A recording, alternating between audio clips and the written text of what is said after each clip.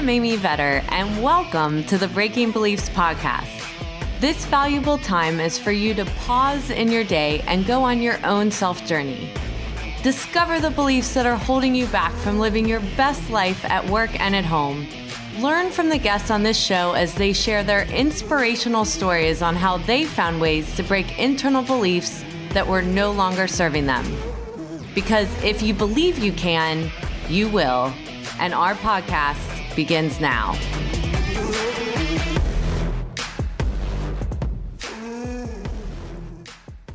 Welcome to this episode of Breaking Beliefs, where I interview Lauren Fitch, the Chief Operating Officer of Hannis T. Bourgeois, a certified public accounting firm with over 140 employees and offices located in Baton Rouge, New Orleans, Denham Springs, and Hammond, Louisiana.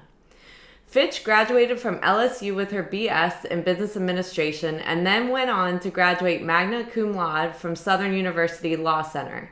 She has over 13 years of professional experience, mainly focused in managing technology infrastructure, internal financial operations, recruiting, business development, and risk management.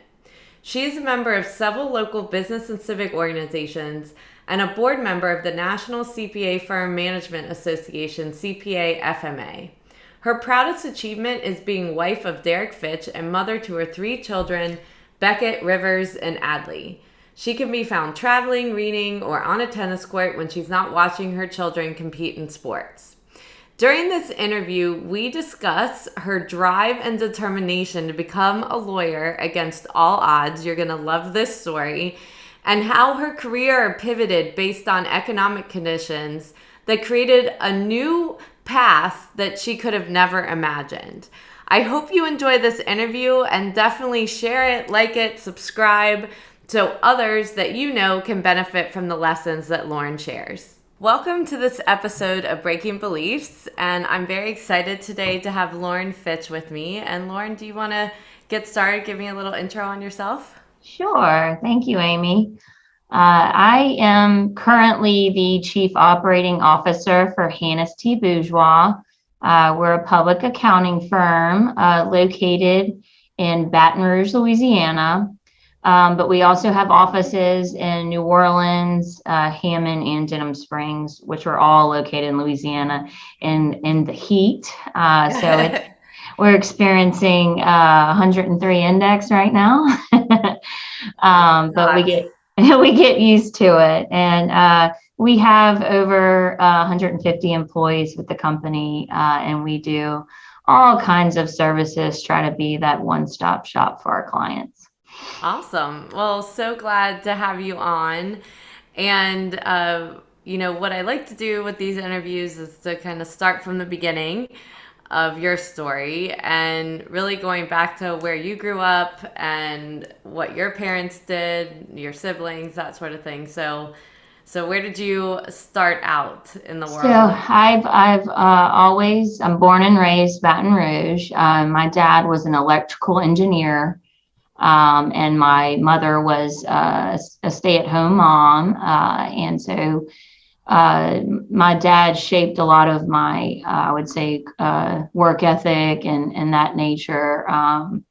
He was one of those people who never took a sick day, very routine based, and, a company man, stayed with the same company for a very, very long time. That shaped me a lot. And I'm also the youngest of 3 daughters. And I'm not just the youngest, I'm youngest by 10 and 15 years. Oh, wow. Okay. So I'm almost like a grandchild in some aspects, because my parents were older, and my parents are baby boomers, except I'm a millennial, technically. Yeah. So, but I'm an elder millennial, I would say, especially since I grew up with some Gen Xers. So my oldest sister, she was in the medical field, and then my middle sister, she went to law school, and from a very, very young age, she shaped me a little bit, because she was in law school, and she let me actually come to law school with her one day. I shadowed her and I took all the notes. And from the age of like 5, I said, I'm going to law school. And that was what I wanted to do. It was either that or I wanted to be a cartoon voice, in the background, because I was pretty good at, I was kind of like, a good actress whenever I was younger, and I would, kind of perform for my sisters. They thought it was hilarious kind of thing. So anyway, luckily. What was your favorite cartoon? Well, I mean, I liked the Disney characters, Okay. That sort of thing. But there was a family that I would go to dinner with, and they just thought it was hysterical when I would order off the children's menu when I was older, because I could make my voice into like a young child, and I'd say, "I'd like to get the chicken tenders, please," that kind of thing. And so they just thought that was hysterical, and they're like, "Oh, well, that's cheaper. You can order off the kids' menu." That sort of thing. So, I mean, yes, the two career paths are very similar, of course. Exactly. And luckily for my parents, I chose to go to law school. And so that is how my career was supposed to start. But the craziest part about it is I didn't get into law school. Okay. And, I've been talking about it for probably my entire life. And so that was a very big defining moment for me. I did not. And why didn't you get in? And the issue with law school, so my grades were very high, because I knew that you had to make the grades to get in, but I'm not good at standardized tests. Yes. And I figured that out. I should have known, because I had trouble with the ACT. I had to take the Princeton review twice for the ACT prep, just to get my score up to LSU standards, to get in there. And so whenever I sat for the LSAT, I was like, oh, this is not good. I'm not doing very well. So when I didn't get in, I scheduled a meeting with the Chancellor of the law school. Good for you. And I had to, in order to get that meeting, I had to call upon someone in the community. And so I had to call upon a mentor, and I said, I need to get this meeting. And I went in his office, and I was, all of 22 years old. And I said, I will apply until you let me in. So you might as well just let me in now.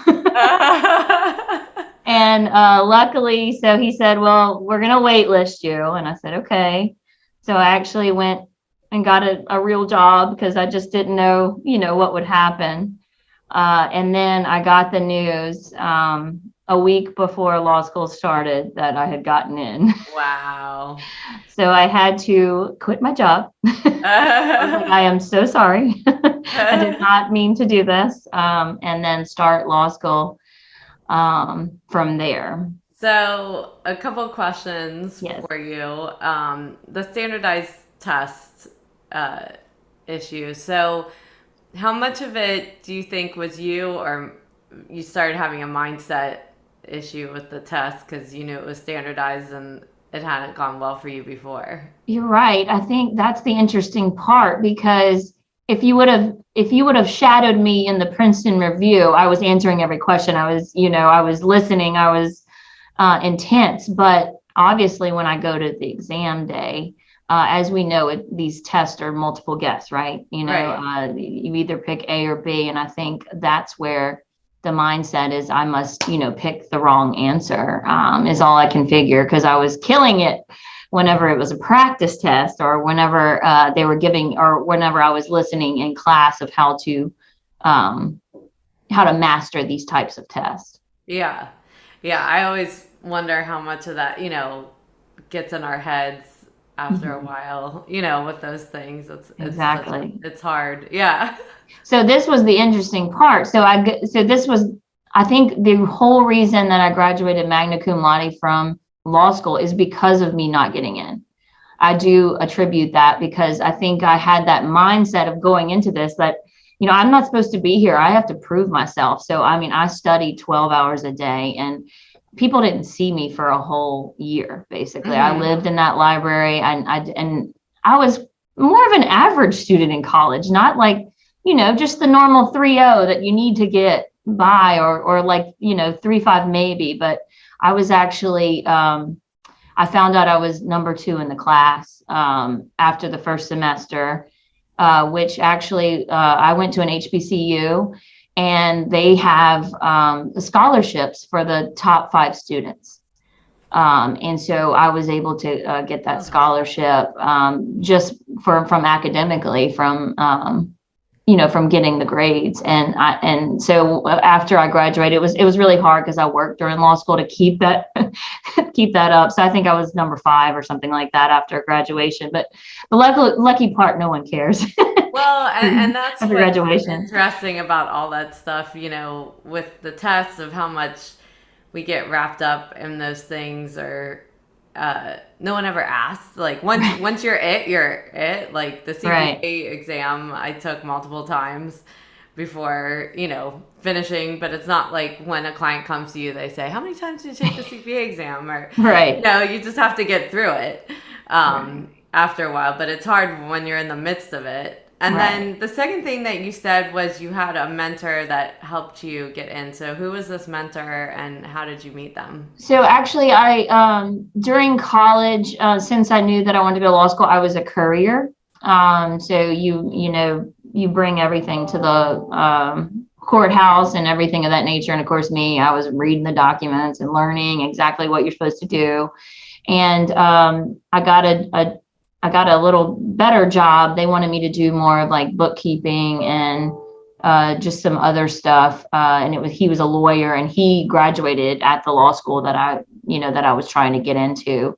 And he's the one who, knew the chancellor and got me into that appointment because, chancellors are very busy. I'm sure, they don't take a lot of meetings normally, but he took the meeting and he listened to me, I guess. Yeah, well, I mean, the whole thing is talks about the importance of building relationships, and speaking up for yourself, Right. not just accepting no, right? Mm-hmm. So, what was it about this lawyer that you had, kind of bonded with him, or found that he could be helpful to your learning? Yes, I mean, he was very engaged. I mean, I had, started with him day one. I want to go to law school, so I want to do whatever I can to learn this business. And so, I mean, I do think a part of him thought maybe I would want to work for him as well. Yeah. I think he thought I would stay.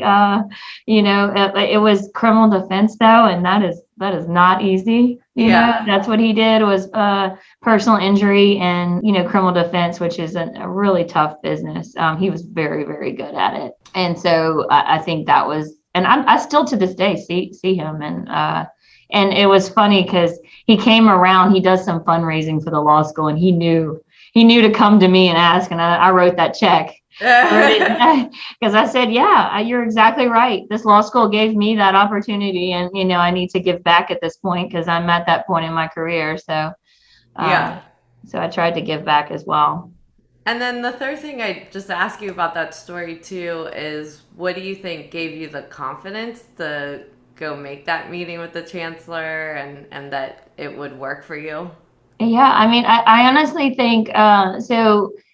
I think me playing sports helped a lot. I played sports my whole life, and I would pick what I call the shot caller positions in every sport. I would be the setter, or I would be the pitcher, or basketball is the point guard. So I think that sports, when you make the team and you get the win and the discipline involved in that, I think that was just hard for me to accept the rejection. I think, and I was like, of course they want me at that law school. They just haven't met me. I'm just a number on a page. Maybe if they just meet me and they know how much, that I want this, and they know that this is my dream. And that's what I told him. I said, look, I get that score does not reflect what you think, a law student should be, but I'm going to I'm going to overcome that, and I'm going to work harder than anyone. And I told him that, and I followed through with it. If you say you're going to do something, you got to do it, right? And then I also just, something that stuck with me for a long time is you fake it until you make it. Maybe I didn't have the confidence, but I sure came off that way. I think in that meeting where I was sure that he should take a chance on me. Yeah, all of that is really important, and confidence, finding where in your life you have been able to find that confidence in yourself is really important, so you can draw from it when you need it. Was there anything in your family how did they feel about what you did, and were they encouraging you to do this? Yes, they were very encouraging, even though I do think that they were, obviously the ones that said maybe you should look at a plan B. When I didn't get in, I think, my dad was kind of like, maybe you should pick another career, or something like that, the safe bet. But yeah, they've always supported me in every way. And I think I had an advantage of when you're the youngest, watching.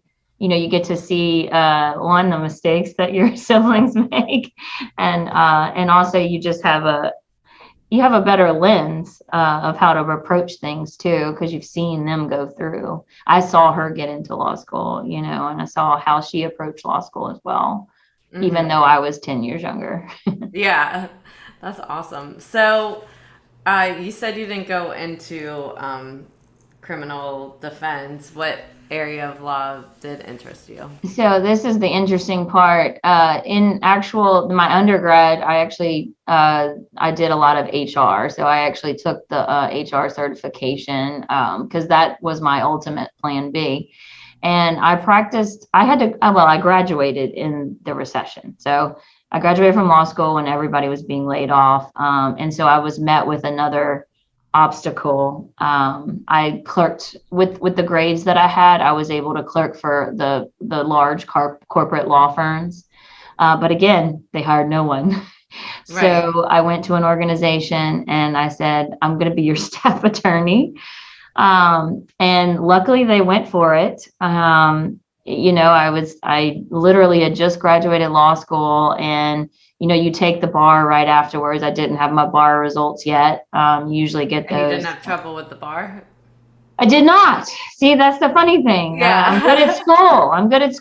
I'm good at putting in the work. I just think, I think standardized is a little bit of some natural cognitive ability too that maybe, I just didn't have, but I'm willing to, work harder and overcome that, I guess, is why I was able to keep those grades up. So anyway, I became a staff attorney, and I was an attorney for 3 years. And I kept working in nonprofit agencies, which is very, very hard because it's, I don't know if you remember this time period, but it was stimulus funding had come out, and organizations were getting, they went from maybe having 500,000 to 2 million, and they had to figure out how to, the growing pains of making sure that those dollars were spent correctly. And so that was kind of my first career, was as an attorney. I was more of a general counsel type role. And so I did that for about 3 years. And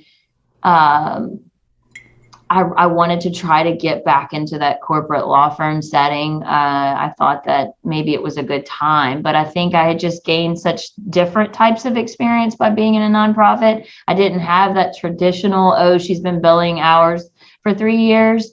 And so I really didn't fit in the corporate law firm side, I believe. And so I received an email from a friend that said, not your grandfather's CPA firm. This organization is growing, and we're looking for our first chief operating officer. And so I received that email, and I'm like, of course I'm not qualified for this. But of course I'm going to apply, because that's what I do, apparently. And it was just so eye-opening. That's the first time I laid eyes on the accounting industry. And I went in, and then the funny thing is after that interview, I went to a wedding, And I said, it's so strange. I have an interview for an accounting firm. And he's like, well, I work at an accounting firm. Well, you shouldn't go there. You should come here. And I said, oh, do you hire lawyers? and, and he said, well, yes, actually, it was, we had the BP spill in Louisiana. And so a lot of accounting firms at the time they were doing these BP claims, and they really could use some lawyers on staff. And so I'm telling you this now because it's kind of funny, because that was Hannis T. Bourgeois. The guy at the wedding was Hannis T. Bourgeois, my current firm.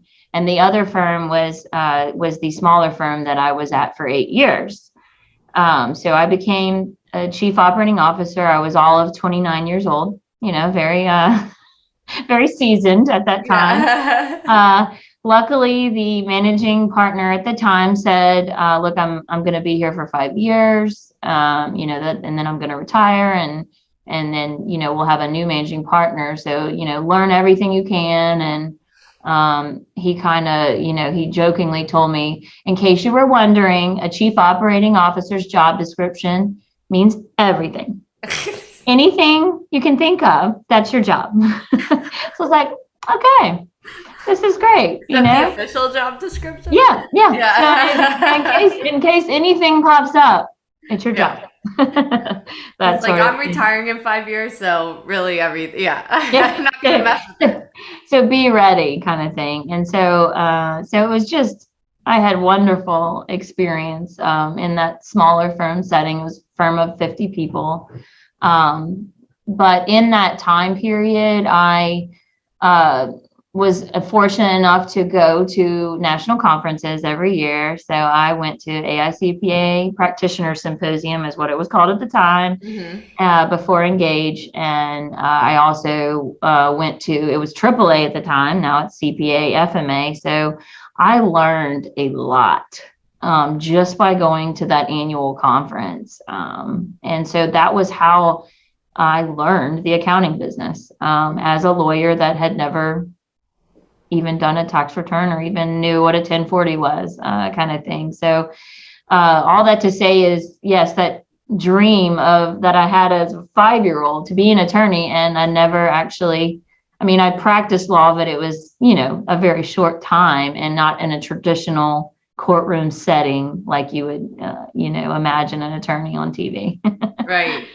So, and how does that make you feel that, you didn't do that part, or was it? Yeah, and it's funny, if someone asked me, do I miss the billable hours and all the times that I would have missed from my children? I think it was the perfect fit. I think going through all those obstacles led me to a career where I say, I tell people, all the time when they want to major in accounting, I was like, just do it. That's what I wish I would have actually done, because you always have a job in accounting. It's so stable because we are so good at morphing into whatever we need to be. Crisis mode, we got you. Obviously COVID, we got you. And I learned more, I think, than I ever would working with an accounting firm had I just done the traditional let me bill hours at a law firm, and work my way up the corporate ladder there. I was able to, I think, excel faster into a leadership position in this industry. I won't even lie to you and say that it was easy being an attorney amongst accountants. As you can imagine, when we would have partner meetings and the calculator would come out, and I'm just like, that's not the first thing that I reach to. I'm a wordsmith, I was taught, first day when you start law school, they call on you, Miss Fitch, stand up and talk about this case and give me your opinion and all that. So obviously I'm very comfortable with words and writing and, that sort of side, but I had to get real comfortable with Excel and with calculators and something that I had never really been exposed to. But it is just magical once you've realized all that you can do with these types of tools and the learning that you get for everything.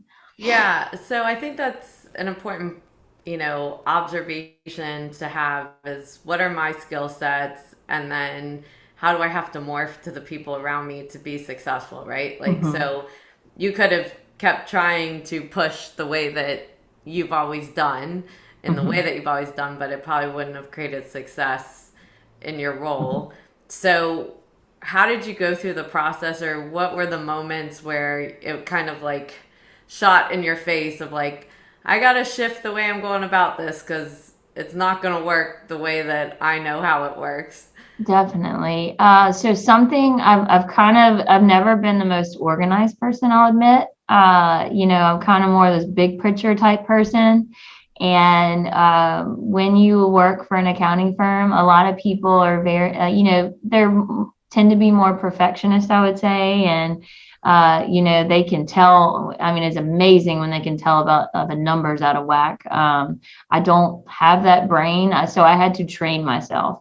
I had to, I think, work harder to like just spend more time getting organized and using. I use a lot of organizational tools to kind of help me because I know that my personality, I'm not like a natural type A type person to be just organized. I wasn't the girl in high school that had her life planned out in a beautiful planner with highlights and pictures and all that. I really was just kind of more laid back in that aspect. And so that side of my personality, I really had to focus in on being supremely organized. Because when you're dealing with, just a general speaking, a COO, I'm in charge of marketing and business development. I'm in charge of the accounting department internally, obviously, and the HR department, and also technology. So I had to, learn all those different facets. So I know IT, which I would have never thought that I would understand and speak that jargon, but I can,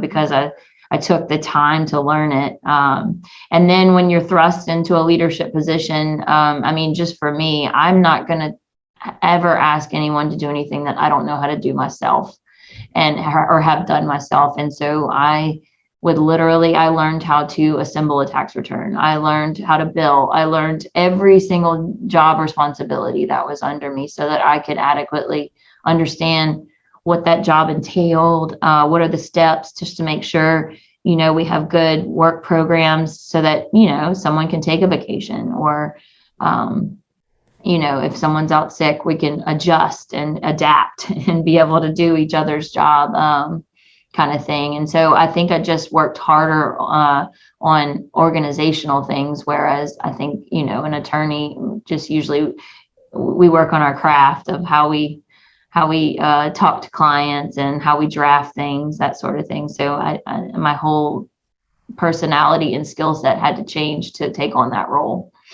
Yeah, so a couple things that you said in there that I think are important and just want to draw out is first off, what you're just talking about there is really rolling up your sleeves and getting dirty Right. sometimes. So I think that's a leadership skill that a lot of people don't take the time to do, but it's very hard to manage people if you don't understand what they're actually doing or what the issues are, or how to make it more efficient, or even be open to listening to what those things are. I think that's really important. But for those people that aren't organized, like you were talking about, you said there were tools that you went to help you. What were those? Well, it was funny because at first it was a very, very large like piece of graph paper on my desk where I would write things down and then cross them off. But luckily, I've gotten a little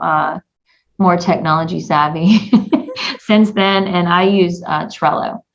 And Trello is, if you're not familiar with, is a project management board, and I think it helps me be my scattered visionary self, yet keep up with everything. And so it's also collaborative, so you can have different boards with different people, and you can move things around of that nature. And of course, we have all kinds of other tools that you can use, but the point is, it has to be one that that makes sense for you. And I think it's very visual. I'm not really that great at audio learning. Like when I take, like if you're sitting there talking to me, it's harder for me to take in that information. So I'm very visual. So if it's in front of me and I see it, I'm usually able to retain it better.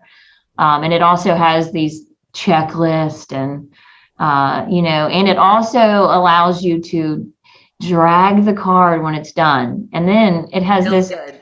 beautiful long card that says completed work. And I told the managing partner, in case you were ever wondering what I do, Right. and what I've done this past year, since, I don't have that timesheet that says every client and everything of that nature. And you like, just go on the board and see what we've moved since the beginning of time. And it just keeps, going there. So that's some things that I used. And obviously I live and die by my calendar.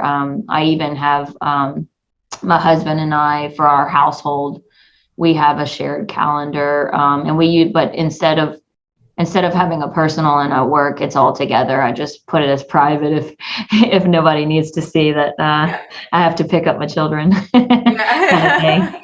And it's funny because someone will laugh when I invite my husband to a staff meeting. I'm like, well, he's not actually coming. He just knows he has to take care of the children at that time. Exactly.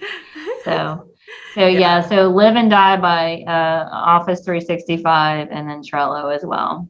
Yeah, I'm in the same boat. So what do you do as a leader? So these are tools that have worked for you, but what if they don't work for people that you're working with? How do you get them on board? So that's really interesting. So obviously, when you work with people of different generations, some of them like that Trello sounds like a foreign language to them. So actually, I had to adapt. There was a woman here that, when you've been in your same kind of role for 30 years, I don't, I can understand that you get very comfortable a certain way. And so we meet in person to go over those items, and I can put them on my Trello board, but I'm not going to collaborate with her in that manner, because that's not really comfortable for her to go to that board.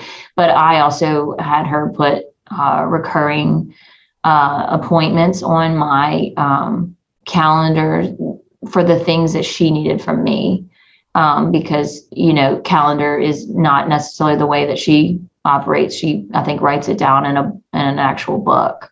So that's one example of adapting to someone else's style, but then making it your own, so that you don't miss those important deadlines or priorities for them. Because if they're my staff, then they're my priorities too. So I have to make sure that I'm, getting them for those.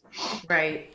And then as far as the communication differences, so the way that your partners might communicate, or like you said, through numbers or calculators versus how you would have stood up and stated your case.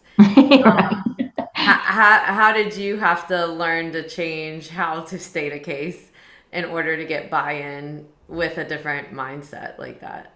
Yeah, so I learned to give them data. So it's so funny. Every time I would go. It could be any initiative that I wanted to do. Just as small as, I think we should have a website for our merchandise, or something of that nature. I knew, like, what is the cost? Have it on a spreadsheet. I would anticipate what questions they may ask about that initiative. They're going to ask for the investment. They're going to ask for the return. They're going to ask for all these things, but I would try to have those prepared. And then if it was solely my opinion, usually I didn't just say it was my opinion. I would go to, and that's where the national organizations kind of came into play in my career. I ended up not just going to the CPA FMA conference, I ended up joining the board there. And so that gives me basically a round table of people who are in my position. So I can get data from them. I can send them a message and say, hey, I am thinking about approaching my managing partner with this project. Have you done it before? And give me, of course, I always have to ask this, what is your revenue and employee size? so that they understand that this is a firm that is like us, and they've done it before, and we're not reinventing the wheel, and this is why they were successful. And so I use that type of data before I go in, rather than just probably, like an attorney would be like, no, I did the research and this is my opinion and here you go.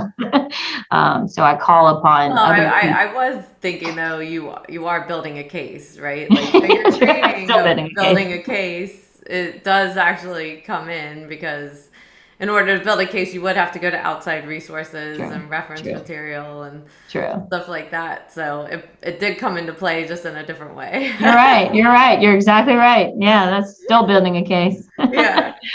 Well, I love this. So, so many great tips in here for the people that listen. So, to end our session, I like to ask some rapid fire questions. So, if you can pick from a category, family or friends, money, spiritual, or health. Family and friends. Okay. Things or actions I don't have that I want. I mean, can I have the gift of time? Can I have more time with my family and friends, and not take a back step in my career at any moment? I have 3 children that are very young. They're 10, 8, and 5. So, and my husband actually is an executive as well, and he actually travels for work. So, just the gift of more time with them. But again, as we know, we can't do that. So I try to be more present when I am with them, and not be on the phone and looking at my email and not engaging with them. If I'm going to do anything for work at night, I usually wait till they go to sleep before I take that out. Okay, things or actions I do have that I do want.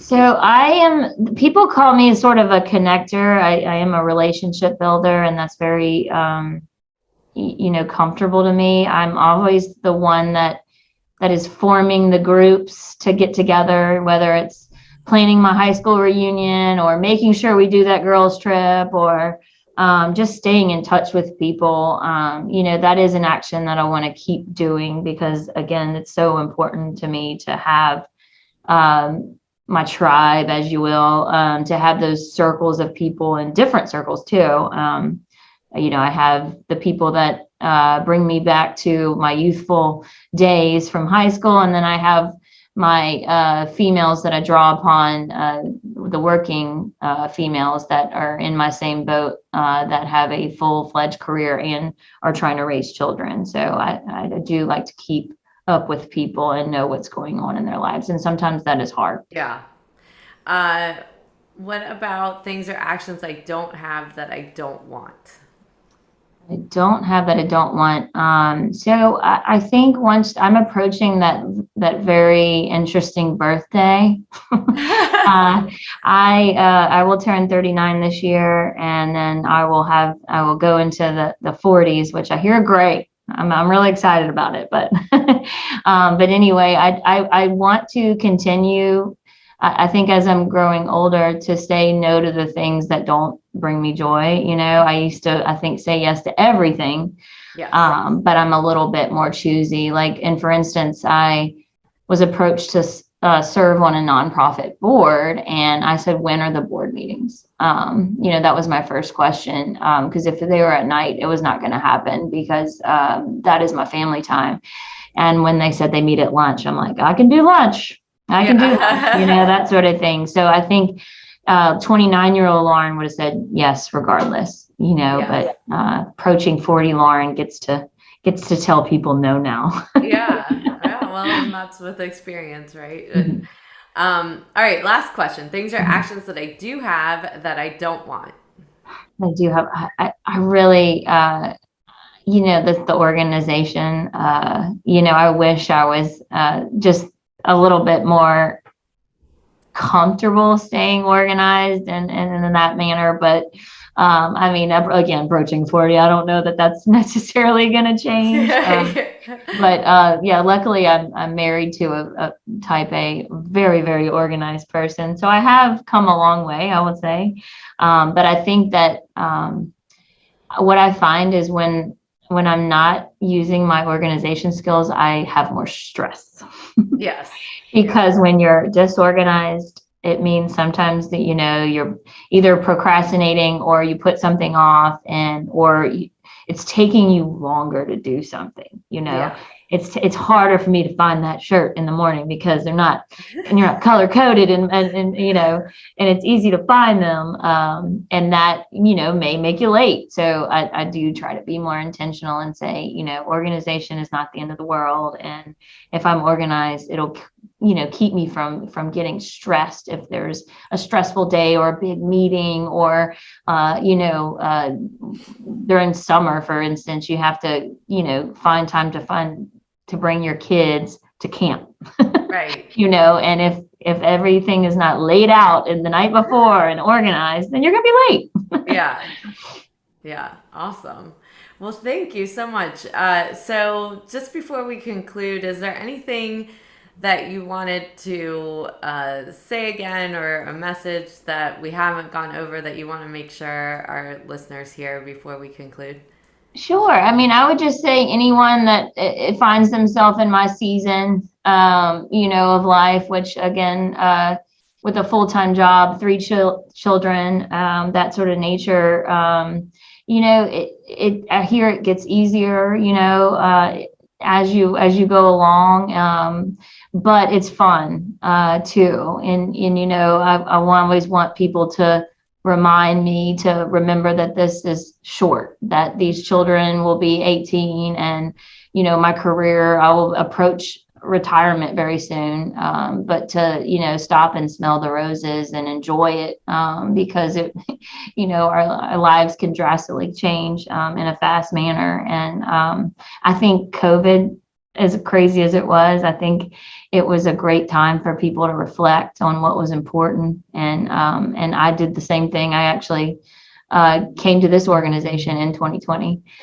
So if you're contemplating a change, it can be done. It's not easy to change cultures or to change jobs, but you can do it. And say yes when it's appropriate to say yes, and say no when it's appropriate to say no. Love it. Very good. So thank you so much for being on with me today. And Thank you. I think there'll be so many tips in here for people to learn from. Well, thank you for having me. I really appreciate it. And I enjoy your keynotes and your when you speak to firms. It's a great message. Thank you very much. Thanks. And now for my mindful moments with this interview with Lauren that had so many nuggets and lessons in it that I think that many of you will be able to take away from, and is definitely worth reiterating one more time. So we talked about her upbringing and how she was the youngest of 3 daughters. And those daughters were difference in age of 10 years and 5 years. So she was much younger than her oldest sister. But her middle sister, being in law school, really started determining her path going forward, because her sister would take her to class with her and she would take notes for her sister, and started finding the love that she had for law and wanting to do that.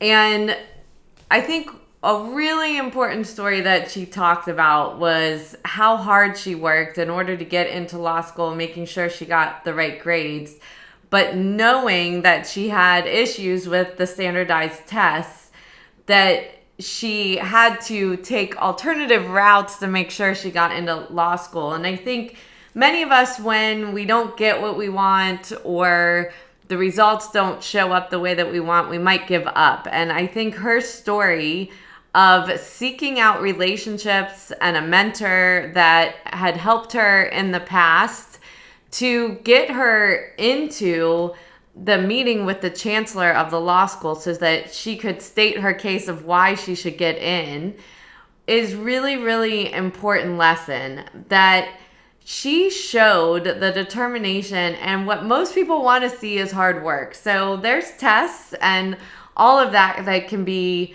hard to be able to get past and be able to pass themselves. But what happens a lot is we don't look for other alternative ways to make sure we can achieve our goals, because at the end of the day, to be an attorney, you have to go to law school. And so this mentor and relationship that she built was one that she could call upon, that allowed her to get a meeting with this chancellor, and her plea to him that she will work as hard as she can work to show him he would make the right decision of allowing her to get into the school.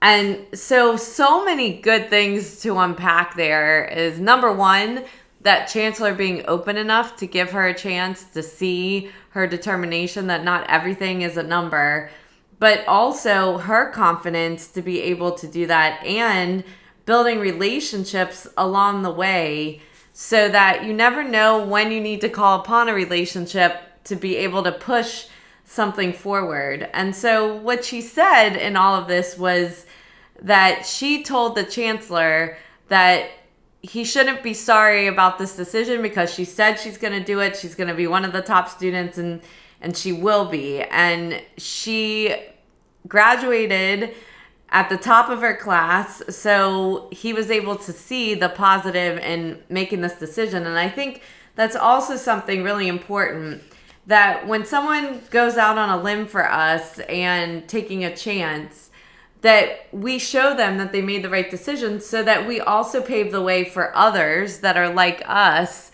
when they come around to be able to give them a chance as well. And then she talked about how her path ended up going in different directions because of the recession, and there wasn't the kind of hiring and careers happening in the corporate law firms at the time that she graduated. And she, through a friend, was given an opportunity to interview at an accounting firm where she had no background in prior to that. And I think that's also really important, is that we are open, we keep our eyes open to opportunities, that just because it's not an industry we've never been in or a job we've never done, where in our skill sets do we have the expertise that could actually help? And that takes research and really trying to understand an industry that's foreign to us to see where we would be able to help that firm, that company, whatever opportunity that we're trying to get to. And so what she learned very quickly is that she did have a different way of communicating than the firm when she started working for them. And also skills that they had was very different than her skills. And so just because we're not exactly the same as somebody else doesn't mean we don't fit. It is looking at what are our best things that we can do that benefit them, because they wouldn't be able to do it without you. But then also being really clear on the things or our gaps that we need to work on in order to be successful, and not to feel bad about that. And so she talked about the fact that she went to conferences immediately in the accounting profession to really learn it, to meet other people, and made sure that she was getting the training that she needed to be successful and help that firm as well. And then we also talked about how the decisions were made very differently in an accounting firm than what she was used to with lawyers.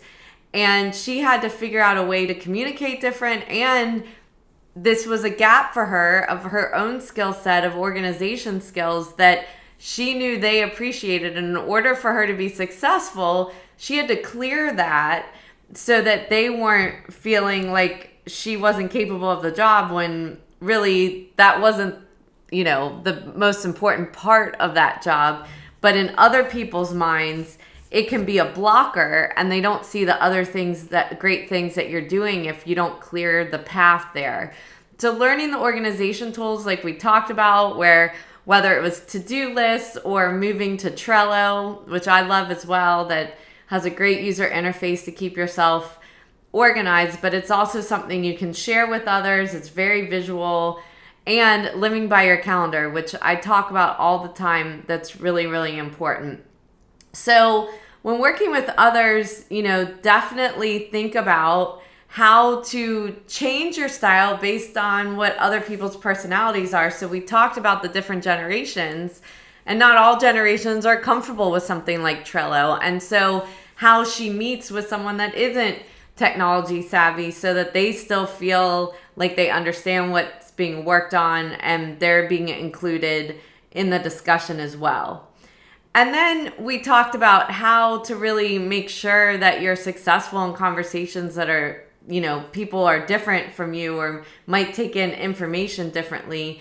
And she learned very quickly what were the things that accounting partners were looking for in conversations in order to get things across the line. Cost, anticipate the questions that they're going to ask.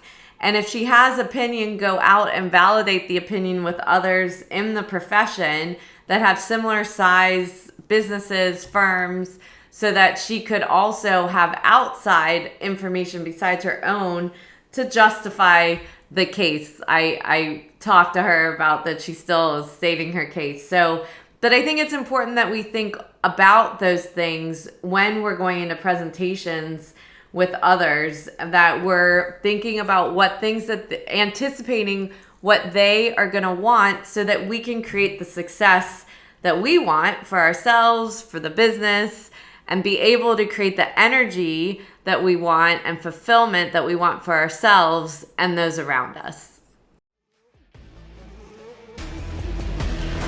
Thank you for taking the time out of your day to listen to the Breaking Beliefs podcast. I hope you will take a moment to pause before entering back into your day to reflect on this podcast and note 1 to 2 actions you are inspired to do from today's conversation that you could incorporate into your life. To read the full blog and listen back to this episode or any other, you can find them at www.amyvetter.com/Breaking Beliefs podcast and related videos on my YouTube channel. For daily inspiration, follow me on Instagram, Twitter, Facebook, and LinkedIn at Amy Vetter CPA. I hope that you will choose to like this and subscribe to this podcast on iTunes, Spotify, and more so that you can join us for more inspiration on our next episode.